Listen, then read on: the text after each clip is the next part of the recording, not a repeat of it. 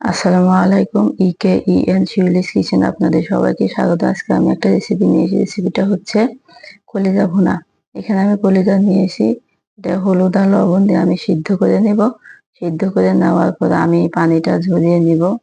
দেখেন কত ময়লা পানি বের হয়েছে। আমি পানিটা ঝরিয়ে নিয়ে কলিজার গায়ে যে একটা সাদা কাগজের মতো আবরণ থাকে ওটা আমি পরিষ্কার করে নিব। নিয়ে কলিজাটা ছোট ছোট করে কেটে ধুয়ে পরিষ্কার করে নেব। আমি এখানে পেঁয়াজ নিয়েছি, সাদা এলাচ, দারচিনি সবকিছু ভেজে নিয়ে তেজপাতা দিয়ে, তারপর হচ্ছে আমি এখানে মরিচের গুঁড়া, ধনিয়া গুঁড়া, এখানে দিলাম হলুদের গুঁড়া, তারপরে হচ্ছে দিলাম লবণ,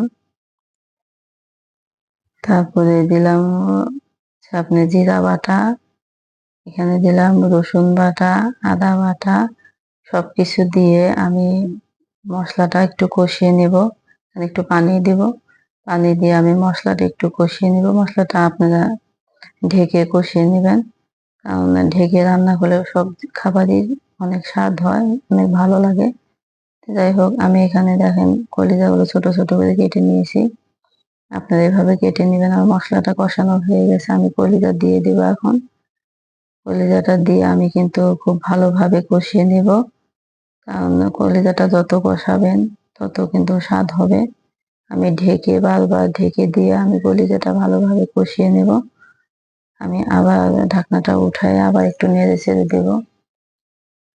আর একটা কথা, এখানে কিন্তু আমি গরম পানি দিয়েছি, কারণ গরম পানিটা দিলে কলিজাটা খুব তাড়াতাড়ি রান্নাটা হয়ে যাবে, সিদ্ধটাও ভালো হবে, অনেক নরম হবে কলিজাটা। যাই হোক, আমার রান্নায় তো এইভাবে আমি রান্নাটা করে নেব।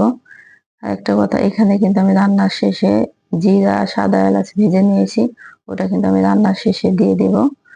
যাই হোক, আমার রান্নাটা প্রায় শেষ। আমি এখন এলাচ আর জিরার গুঁড়াটা দিয়ে দিব। এই তো আমার রান্নার রেসিপিটা যদি ভালো লাগে অবশ্যই লাইক, কমেন্ট, শেয়ার করবেন এবং সাবস্ক্রাইব করে পাশে থাকবেন। আজকের মতো এই পর্যন্তই। দেখা হবে পরবর্তী কোনো ভিডিওতে।